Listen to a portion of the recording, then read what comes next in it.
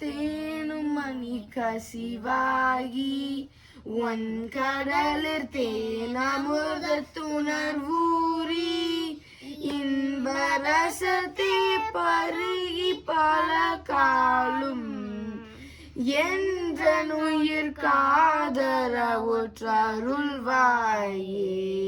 தம்பி தனக்காகவன தனையோனே தந்தை வளத்தாளருள் கை கனியோனே அன்பர் தமக்கான நிலை பொருளோனே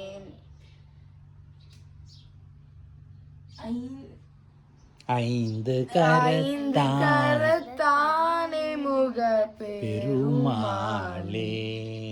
ஐந்து அந்த லைன் லாஸ்ட் லைன் மட்டும் சொல்லு. ஐந்து கரத்தானே முக பெருமாளே.